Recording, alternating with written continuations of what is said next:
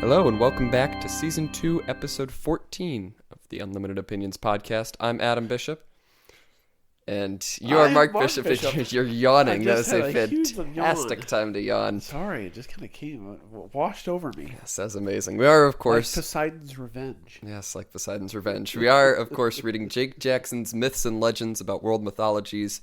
We're on the classical Greek section. We are talking about the first part of Odysseus's travels, Odysseus's adventures, which is his journey back to Ithaca from Troy.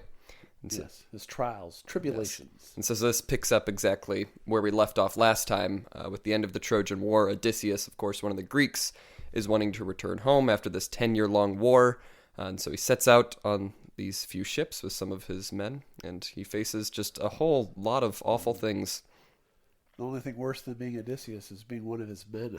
Yeah, that's true. That's very true. Eventually, they're all slaughtered. Yes, spoilers for the rest of the podcast, but yeah, they meet some.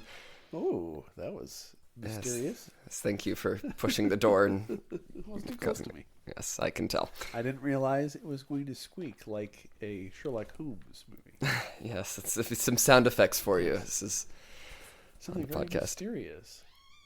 Oh my God, you need to stop doing that. Do you ever listen to those old radio programs? We talked about this before. No, I haven't.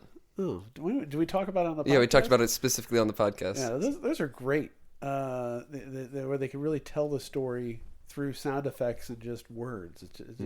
It's wonderful. Yes. All right. Well, the first part of this big journey is the story of the Cicones. And so 10 years had passed since Odysseus had seen his wife Penelope and his son Telemachus, and he now proceeded home with 12 ships laden with treasure. But Odysseus and his men greedily sought more bounty, and so they landed on the island of the Cicones. There they took the city of Ismarus, causing death and carnage, and only the priest of Apollo was spared. However, this priest was a clever man, and he feigned gratitude, giving all the men wine, and as they became drunk, Odysseus became very uneasy. Sure enough, the Cicones returned when the men were drunk, and they killed many of Odysseus's men, and they were humbled when they boarded their ships, ready to return home very quickly. So this first kind of episode is very clearly, I think, like exactly what they did to the Trojans, right? Because when they brought in the horse, all of the Trojans got very drunk, and then immediately all of the Greeks overwhelmed them. So I think this is just a little bit of a reversal of the roles kind of here is what I kind of saw in this. Yes, except for that there was really no justification for their invasion, Odysseus' men going That's there true. And murdering and raping people. Mm-hmm.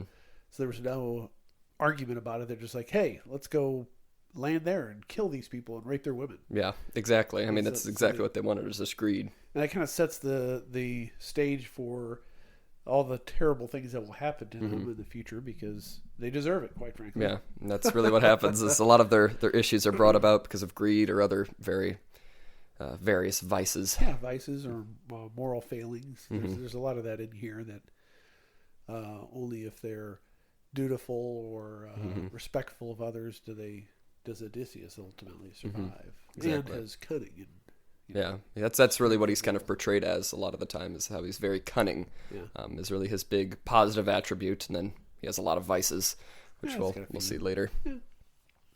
So the next episode is that of the Lotus Eaters. So as the Greeks were sailing, Zeus created powerful winds, driving the ships away from their home in Ithaca. And after 10 days of storms, oh my God, you're going to keep yawning throughout this entire podcast. That is fantastic. Sorry. I apologize to our listener. Yeah, our single listener. So after 10 days of storms, the ships came to an island from which a sweet smell drifted. Warily, Odysseus sent 3 men to shore, and as they approached, a serene and still being approached them, offering a large purple flower for them to drink from. And so as they drank from this flower, pure joy filled their faces. The Lotus Eater proclaimed it to be the food of forgetfulness and beckoned all the men ashore. Odysseus sensed no violence, but he felt another danger, and so he came ashore with great unease, coming to his 3 sailors lolling by a fire, and a lotus flower was offered to him, and he almost drank of it, but soon shook off the overwhelming peace, and so he tied ropes to each of his men, dragging them to the ship. He tied them to the mast, telling his whole crew to think of home and forget that life of total ease, and they sailed on away from the island of the Lotus Eaters. And he saved them. Yeah, so this is a very clear sort of episode of his very cunning nature, and able to pull himself away from this life of complete ease and joy. Right, strength of will. Mm-hmm. Just able to completely drag his men, literally like on leashes, back to the ships. Like drunken dopes. Yes.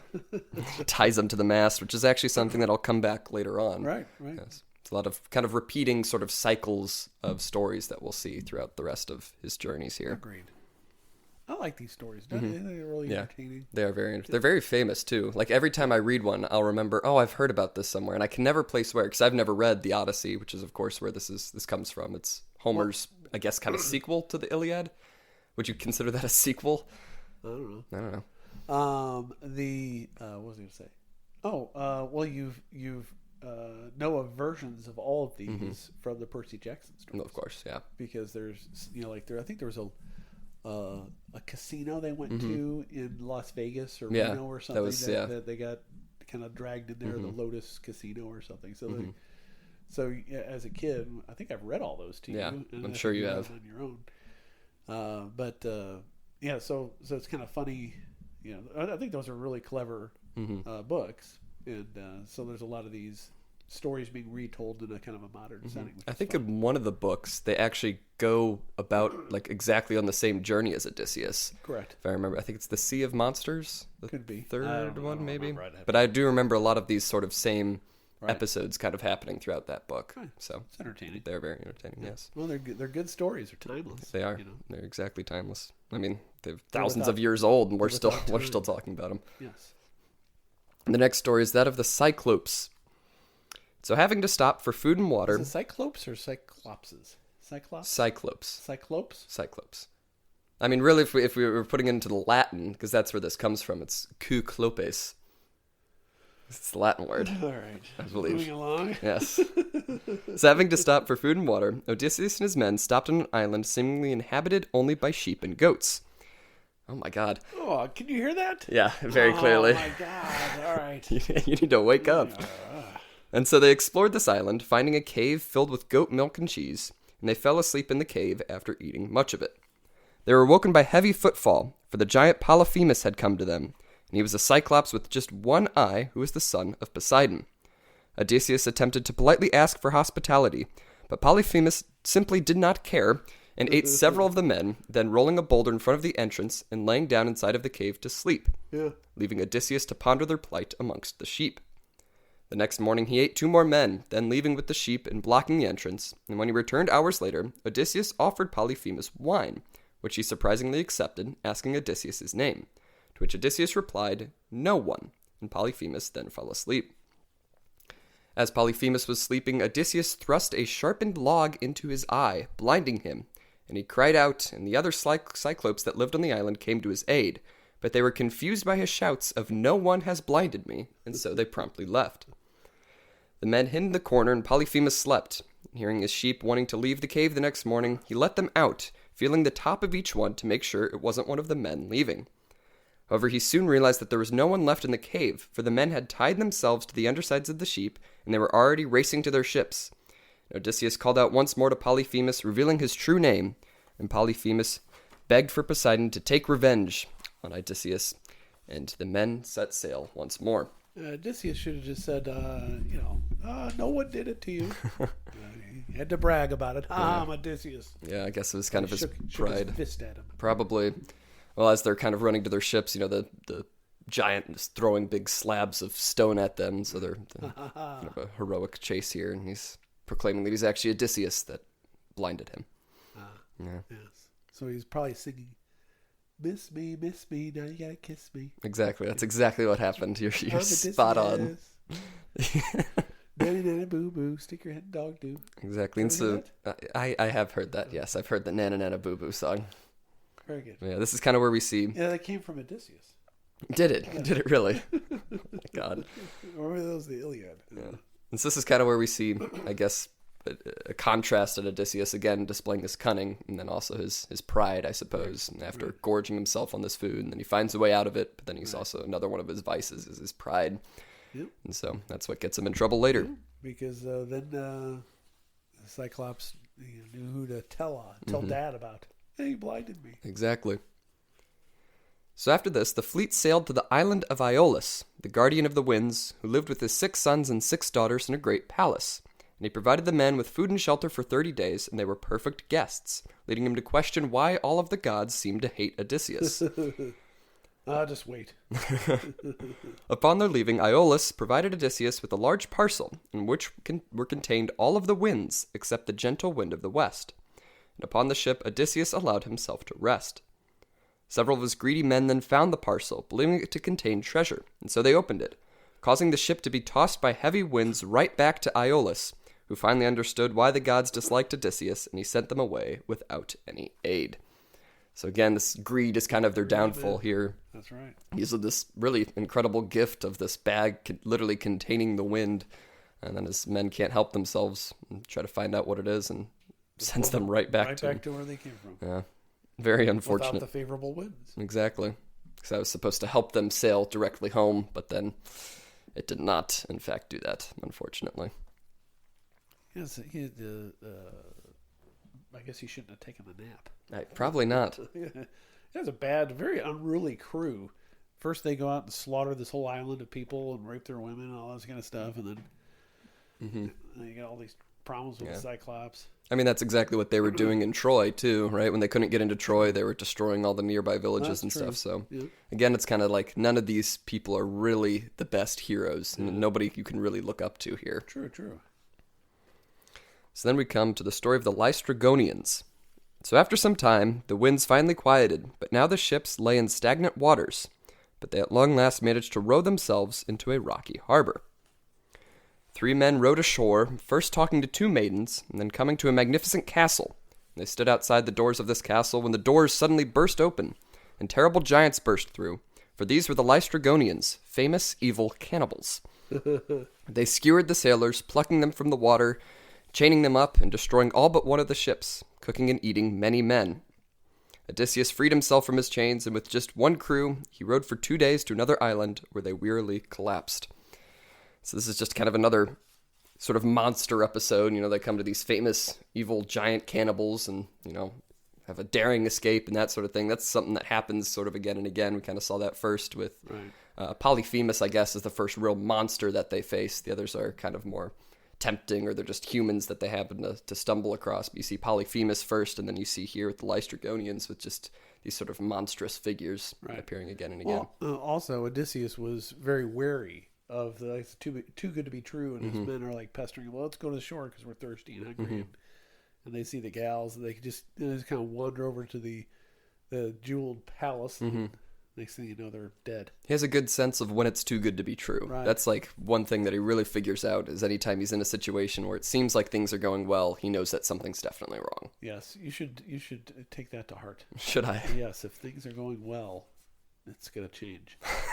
That's uplifting. Be wary. If everything's going well for you, just know that it's not going to last forever. Oh my God, that's very, very lovely. And then we come to Circe and the island of Aiaia. Do you disagree with that? No, that's very true. Right. That's very true. I don't disagree. Good. You got to keep your cynicism. Yes. Very useful. I'm a big advocate for cynicism. I'm aware. We have over 60 episodes now of how devoted you are to cynicism. And so upon this island that the men had come to, they slept for nearly 2 days. And upon waking, they split into two groups, one led by the courageous Eurylochus, who went in search of life on the island. They came to a cottage, and a beautiful woman beckoned them in. And 10 of the men entered while Eurylochus remained outside. The 10 men found a feast beyond compare and gorged themselves, finally asking who the woman was who provided all of this food. She said she was Circe and proclaimed them to be swine, turning them all to pigs.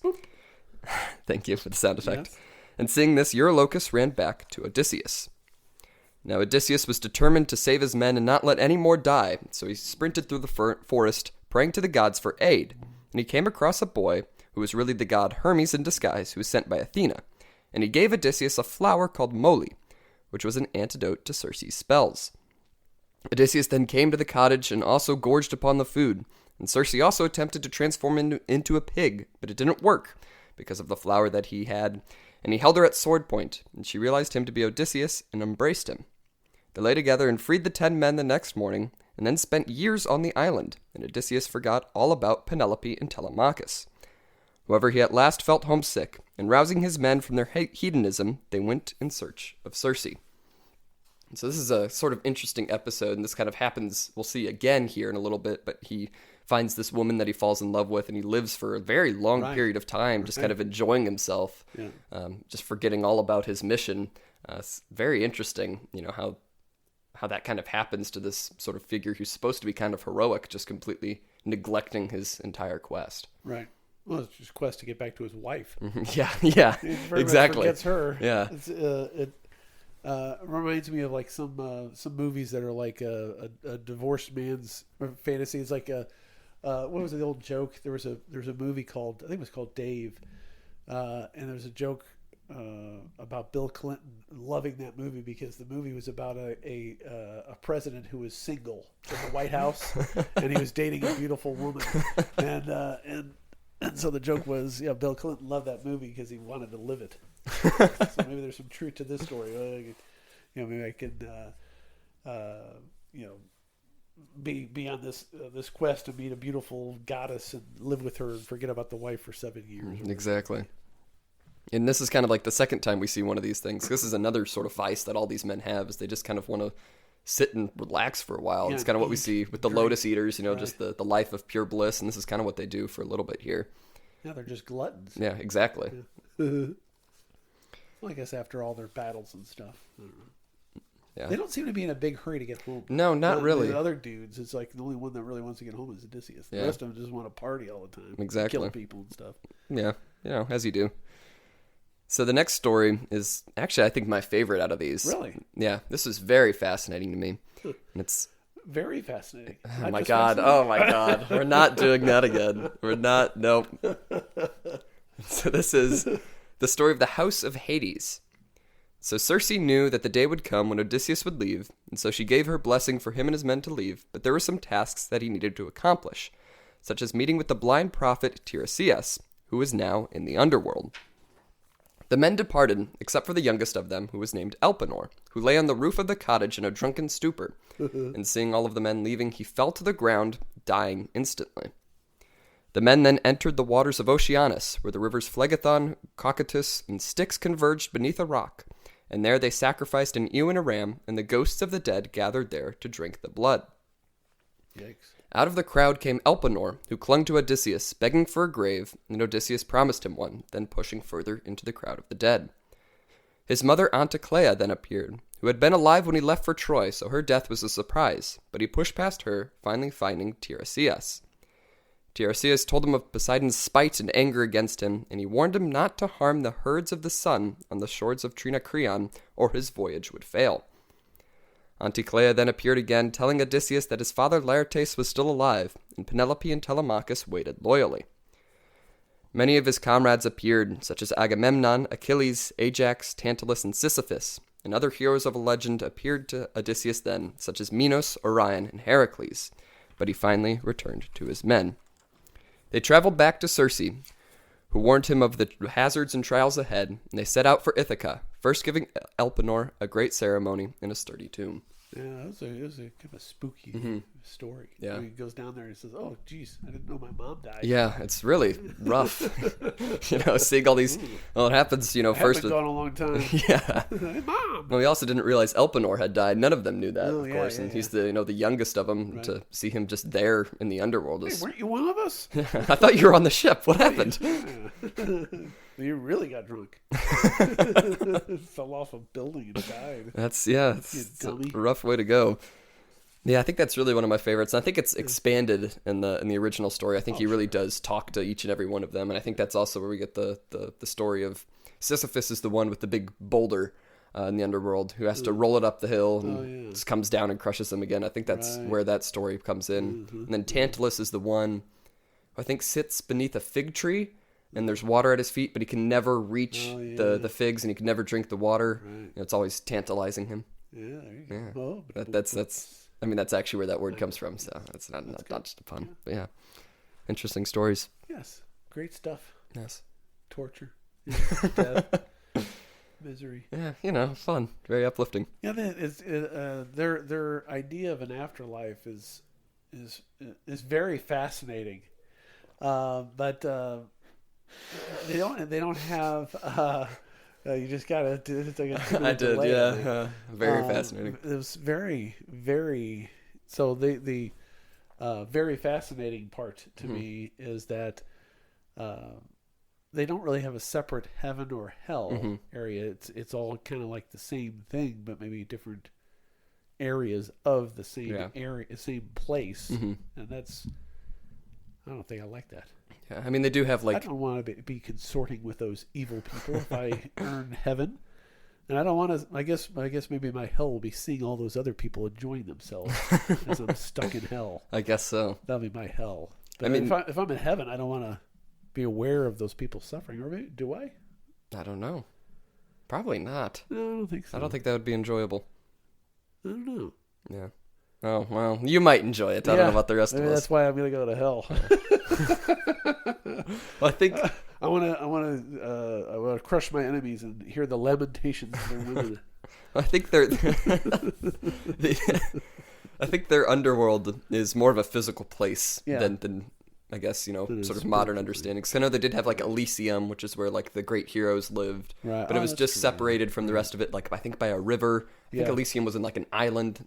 If I remember correctly, it's been a long time. I know this from Percy Jackson, so I don't know everything 100%. But it is sort of all in the same sort of location. But there are certain like divisions of the underworld, if I remember correctly. Yeah, I think that's right.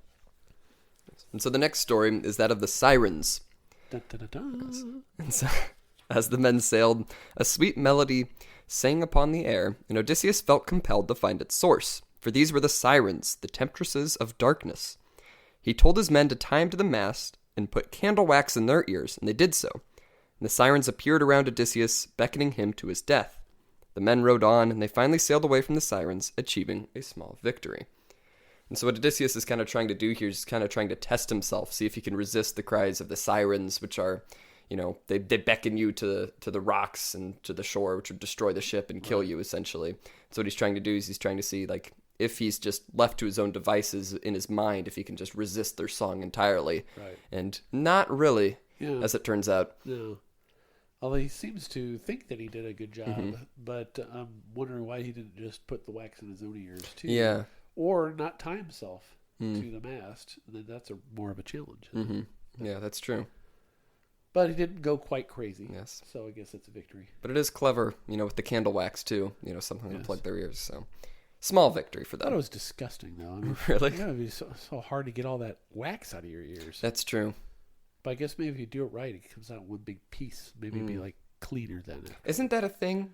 What? Like, isn't there like a type of candle that you can light and like put in your ear, and it's supposed to be like an earwax removal thing? Yeah, there is. I think that is a thing. I've never done it, but I don't think it's a good idea. No, it sounds wrong. Sounds dangerous. Yes, it does. I don't want to have hot wax that close to my brain. Bad things that happen. Yes, very bad things. And so the next episode is that of Scylla and Charybdis. So Circe had warned Odysseus of an upcoming strait that was peopled by terrible monsters, and he must embody humility in order to pass through safely. Good luck. Yeah, no kidding. So, however, he stood proudly on the bow of the ship, and they passed by Charybdis, a daughter of Poseidon that surfaced 3 times a day to gulp water and create a terrible whirlpool, eating anything that entered it. But they passed without seeing her. Ahead lay another beast that Odysseus did not tell his men about. For this was Scylla, a nymph who the sea god Glaucus loved. But Circe had loved Glaucus, so she had turned Scylla into a terrible monster with 6 heads, who devoured sailors in the strait. They passed through the strait, and Scylla appeared, instantly killing 6 of Odysseus's best men, and a mutinous fever set in within the men. However, they made it through the strait without losing any more men, coming to the island Thrymachia, where the herds, or excuse me, that's not what the name is. That I cannot read my own handwriting. Where the herds of the sea god Helios grazed. And so here we see, again, Odysseus very, very proud and very full of himself, kind of coming through the strait. He didn't tell his men about any of these dangers because he was kind of worried that they would, refuse to go through this strait. Right. But he also just does not listen to Circe's advice. He stands out on the prow, really proud of himself, sort of almost beckoning the monsters to come attack him. So it's very, very strange, kind of what he does here. You'd think he'd be a better leader than this, but apparently why not. Is he tempting it? Why is he?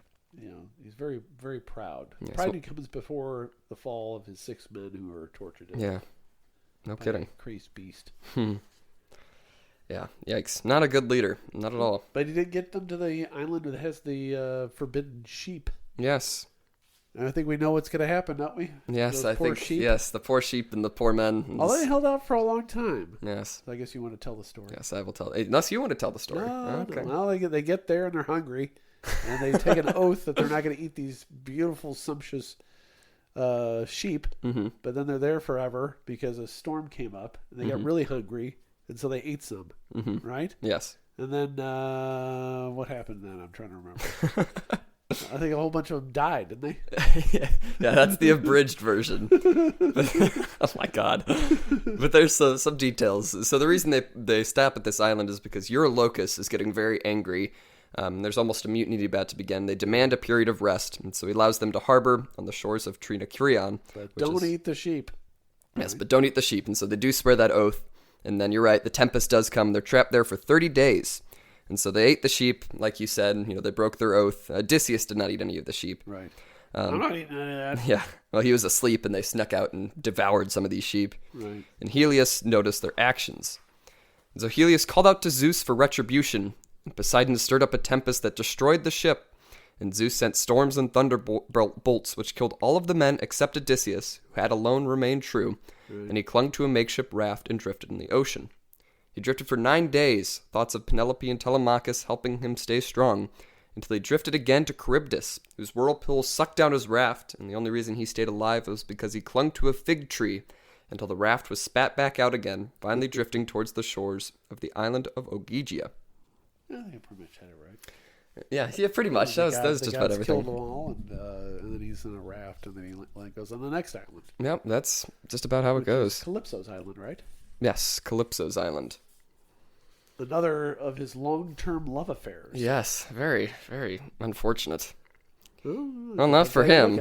Unfortunate for Penelope. I wonder what she's going to think when he gets back home after having all this. Yeah, I don't know. Baby, I've been traveling for 10 years to get back to you. Yeah. It was nothing but, terrible things happening to me.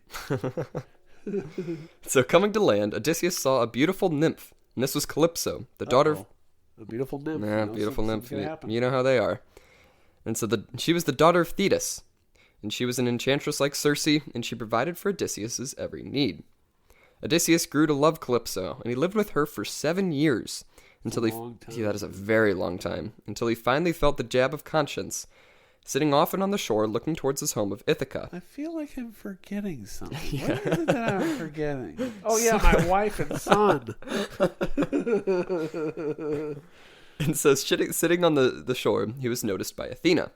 So Athena went to Zeus, who decided that it was time to set Odysseus free from his purgatory. And so Calypso allowed Odysseus his freedom, dressing him in golden jewels, giving him a sturdy boat and directions to Ithaca.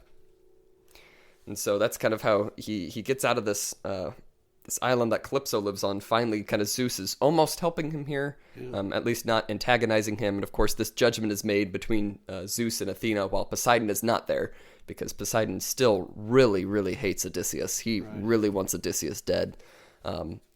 And so he kind of is finally allowed to leave this island. It's interesting that it's described as a purgatory. Yeah. It does not seem like he was having a bad time. No. I kind of feel bad for Calypso. Almost. She was very, very sad at his leaving. Loves this guy and then allows him to leave. Yeah. Dresses up in fine clothes and off he goes. Yep. Very sad. Doesn't look back or think about her again, probably. Yeah, really. And so this next sort of episode here is the last one before he returns home. This is the story of Nausicaa and the Phaeacians.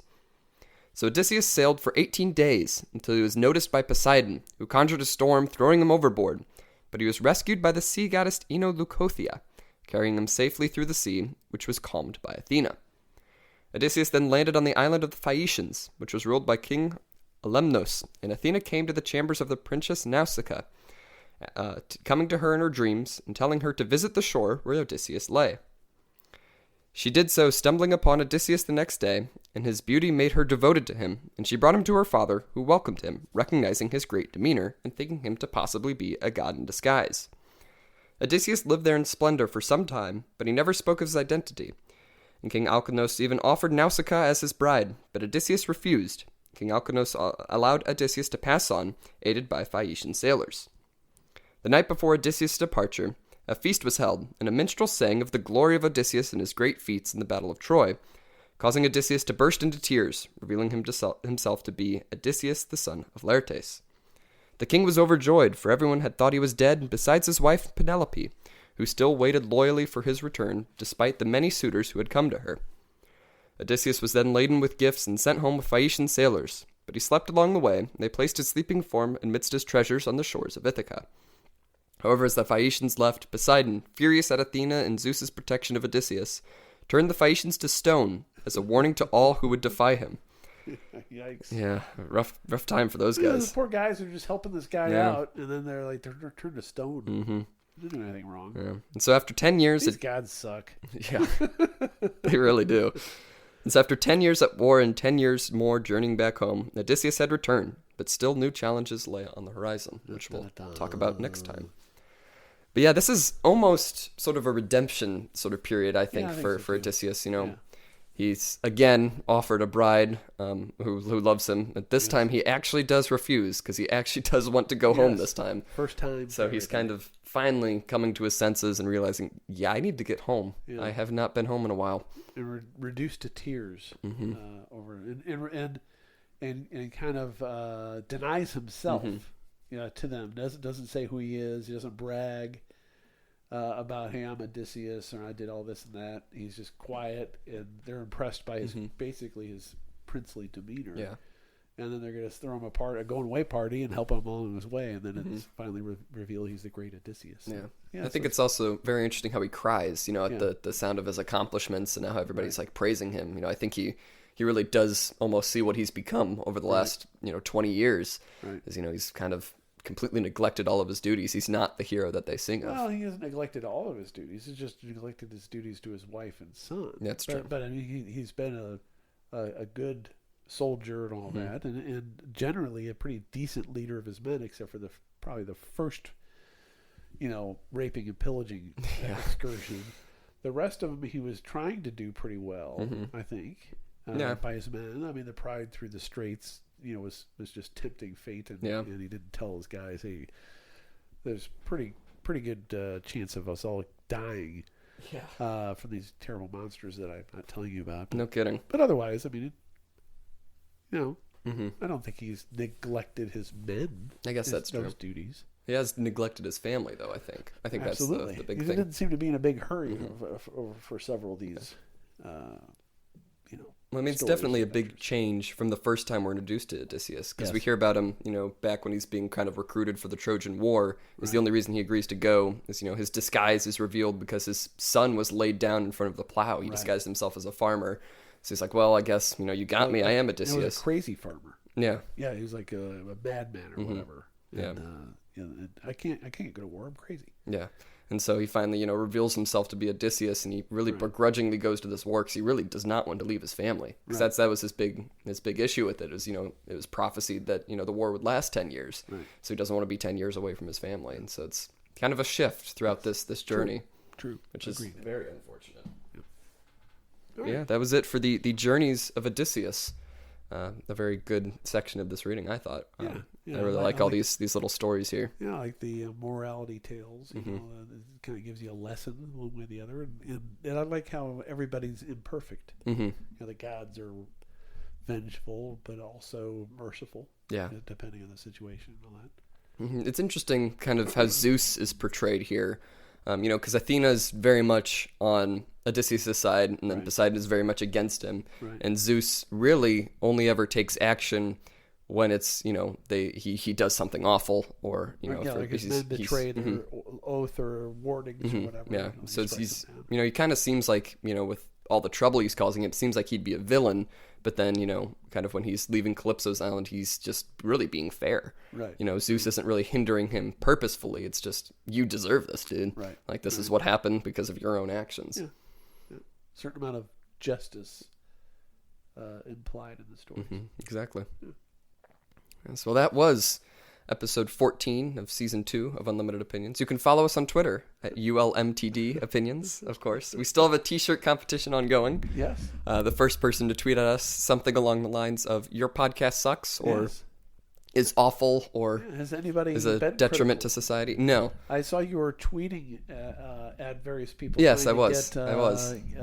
More people to listen to our Yes. podcast. I didn't realize you could see those. The replies. I follow the Twitter? Unlimited Opinions Twitter account. Yeah. Well, I mean, So what if you happens comment is on is somebody- through my feed, all I get recommended is like people asking for podcast recommendations. Oh, is that right? Yeah, basically. Or just other like various news sources. And so I'll just go through and reply to some of those. Check us out. So that's what I do on Twitter. I don't think On the off chance that I don't think that's worked. It has worked for Has one it person, really? I think. One person? For Is one, it their one account? person. Oh, One okay. person, I believe.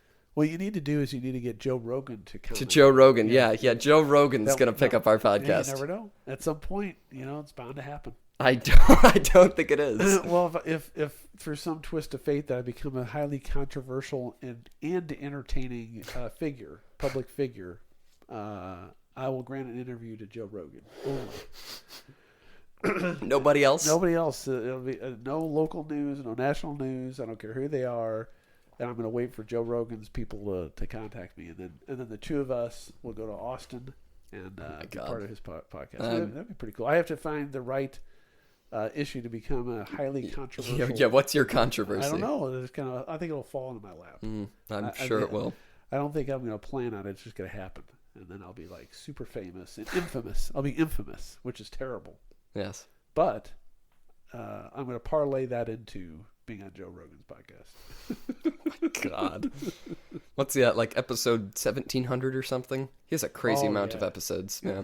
I was just listening to one of his recent ones today, the doctor that got banned from Twitter and stuff. Yeah. Interesting. He's a great interviewer. Mm-hmm. Rogan's a sharp cat. Yeah. Yeah, I mean, he knows a lot of stuff. Pretty in-depth. Mm-hmm. Anyway, I'm going to talk about his podcast, but Yes. someday. Yeah. So this was the end of the episode of our podcast. I've been Adam Bishop. Maybe we should invite Mr. Rogan. We should invite him. We should be on our invite him podcast. to sit here in my room and Yes. and join us. Talk about mythology and stuff. Yeah. I mean, we could. If that guy had a gig in St. Louis, it wouldn't completely surprise me if he would agree to do it if he had the time. Yeah, that's true. You should shoot him an email or something. Well, we have to wait. We have Yeah, to wait till the time is right. That's true. That's true. Yeah. Well, I've been Adam Bishop. I'm still Mark.